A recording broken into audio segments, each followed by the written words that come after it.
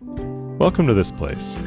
Each week we ask Oregonians about the places they call home. This week we hear from Christina DeVillier in Lostine.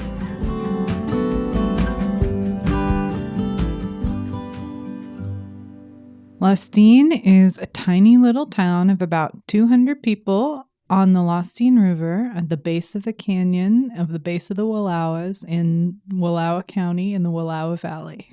My partner and I were helping my mom and her husband to gut completely down to the bones and restore a 1910, 1890 Frankenstein bat-infested mansion of a house that's about a mile north of Lostine. And we were living there and literally shoveling like literal tons of bat guano out of the attic and getting up on ladders to do fancy painting of the old craftsman style trim on this house. And we were going back and forth to town past this little lot that came up for sale. And we'd been looking for a place, and the aspen trees and the ditch and the proximity to my mom's place were the things that helped us land there. But as for how we landed in Wallowa County, it was one mountain range away from where we grew up, so just far enough away to feel like we were picking it, but also close enough to where we had grown up that it felt intuitively like home.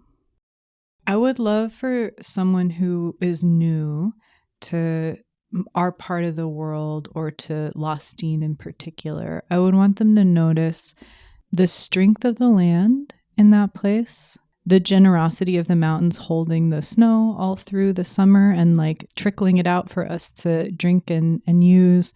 I would want them to notice the incredible topographic diversity of the place, how many nooks and crannies there are for how many different kinds of life to thrive there. If I could change one thing about Lostine, I think I would change the sense of precariousness or even fear that I sometimes feel as a person who's like definitely not got the same politics as my neighbors and definitely has a family that is a little bit surprising to them. Yeah, I guess I want to say I would change that about my community, but I also want to say that I would change my own tendency to project onto my neighbors what they might think or what they do think, and just like try to like hold back from that projection and meet the moment with my best self, and like try to hold space for the possibility that we can all grow together. I'm proud of the true desire that people have to show up for their neighbors. And it's not always a desire that we live up to, God knows. And it's an ethic that people repeat. It's an ethic of taking care of each other. It's an ethic of paying it forward. It's an ethic of people helped me, so I'm going to help.